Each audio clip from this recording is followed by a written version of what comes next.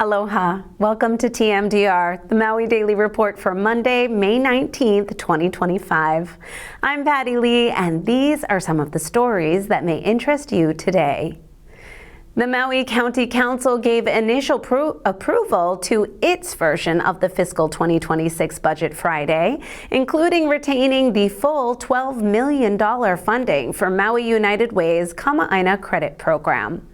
Council members agreed to a cut of $500,000 from the Office of Recovery and wrestled with numerous budget amendments aimed at reducing the size of the $1.56 billion budget. It's beginning to look like people are going to have to cut their own budgets at home as well. Tariffs are starting to hit businesses in Hawaii. Even Walmart has been forced to raise prices, with Trump telling them to eat the tariffs instead. Fresh flowers only last a couple of days, but as we're discovering almost every day these days, blooming idiots last forever. Be that as it may, graduation season is upon us, which means the price of flowers has doubled, and in some cases, tripled. It might be time to learn the art of laymaking yourself. Governor Josh Green, MD, is going to Washington again. He's been invited to testify before the U.S. Subcommittee on Investigations to address outbreaks of infectious diseases, including what happened in Hawaii during the coronavirus pandemic. Lieutenant Governor Sylvia Luke will serve as acting governor from this afternoon until Friday afternoon, May 23rd. We know there will be a lot of hot air in the nation's capital, but it is the real weather here at home we have to be concerned about. Forecasters are predicting 1 to 4 hurricanes this season, which begins on June 1st. That translates to near to below normal tropical cyclone activity in the Central Pacific this year. But don't be fooled. One bad storm is all you need to lose everything. So officials are urging everyone to stock up on 2 weeks of emergency supplies, batten down the hatches, and be prepared. The DOE can't figure out how to bus all your kids to school or get teachers a paycheck on time. They had to give up $500 million in unused construction money and botched a sustainability goal for school meals. Yet their solution for these failures is to hire more administrators at the top. 3 more deputies and 8 more assistant superintendents, for instance. The department has already doubled the number of high-level leadership positions since 2012. If you are an immigrant wildfire survivor, you are likely suffering stress, depression, struggling with housing, and finding a job that can pay for necessities. It's bad enough that you have to deal with the consequences of fire. Now you have to deal with ice. The fear of deportation from what some are calling a federal goon squad. A recent survey found that 60% of affected immigrants have moved 3 times since the fire. Half became homeless at some point, and 3.5% still are without a place to live. Hawaii is poised to overhaul its vehicle window tinting laws for the first time in more than 4 decades. House Bill 226 has passed the legislature and now awaits Governor Josh Green's signature. The measure would update regulations first established in 1983. Previously, trucks, vans, and SUVs were allowed darker rear tinting than sedans. The new law would apply uniform tint standards across all vehicles. Tinted windows may reduce the rocket's red glare, but SpaceX is not welcome at Johnston Island, and opposition is mounting. The National Wildlife Refuge there is under threat from the Air Force and Elon Musk, who want to build a cargo-carrying rocket testing base there. Scientists claim that explosions and debris will devastate one of the last wild, healthy ocean ecosystems on Earth, including safe harbor for 1.5 million seabirds. The government says the plan will not have a significant impact. An environmental impact statement should be available for public comment this summer. A federal lawsuit accuses Pāʻia Inn owner Michael Baskin of rampant sexual harassment of young female employees, including some teenagers, since 2015.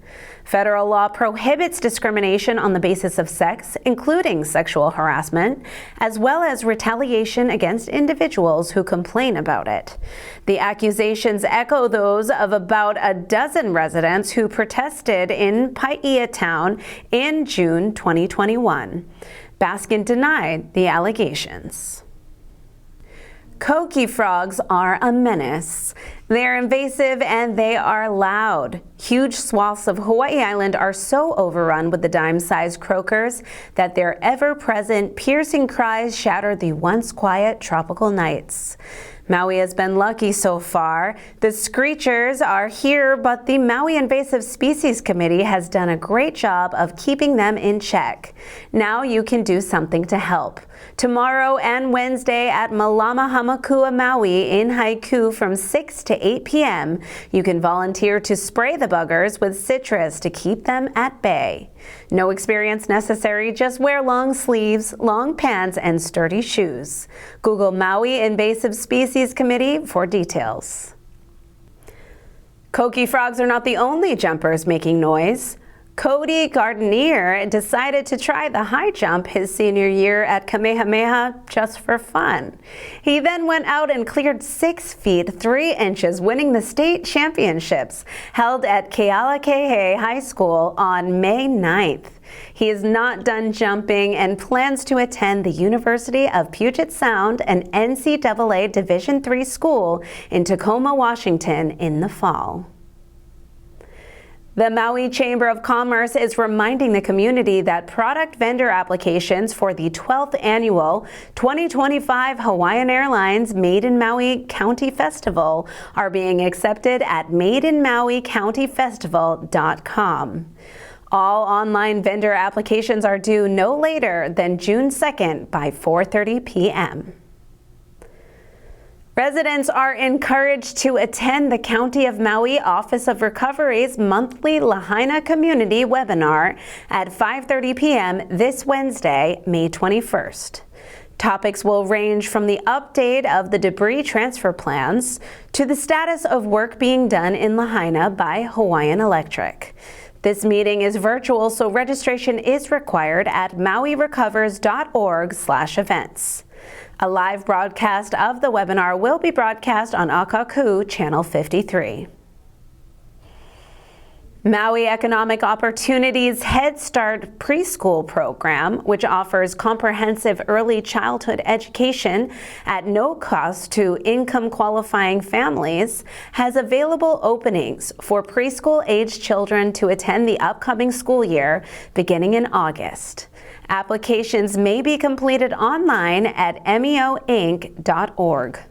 For more information, contact the MEO Head Start office at 808-249-2988. And there is nothing like the Molokai Keiki Festival. Let's see the fun on the faces of our ohana across the channel. This little light of mine, I'm gonna let it shine, let it shine, let it shine, let it shine. Aloha, we're here today at the Molokai Keiki Fest 2025 here at the Molokai Community Health Center. We do this free event every year to bring awareness to sexual violence and child neglect month. And we do this through the Molokai Community Action Team, which is collaborative community partners, agencies, and volunteers that do this for free so that our families can become whole, well-being. They can build pilina with our resources on our community. We couldn't do this without our sponsors, the Consuelo Foundations, Maui Friends of the Justice Center, Bear, Hawaii, American Savings Bank, MCAP, and many, many more hands. We have so much volunteers here giving up their time in our prize booth. Everything is free, from the food to the water to the gifts. Everything is free for families, so they don't have any barriers. We just want families to come down, enjoy learn a little bit of education on this month of awareness, and also just have a better life and ohana well-being.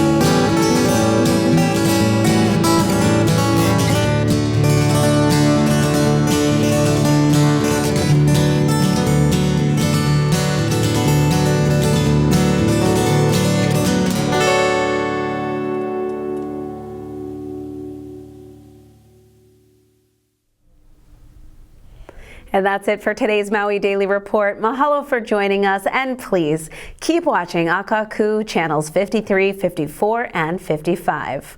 You can watch Akaku at akaku.org or on your phone 24/7 with our app, Maui Stream. If you're in transit, listen to TMDR on your radio between 7 and 8 p.m. on KAKU 88.5 FM. This is how we stay connected. I'm Patty Lee. Have a relaxing Monday night. Be happy, stay healthy, and keep smiling. Aloha.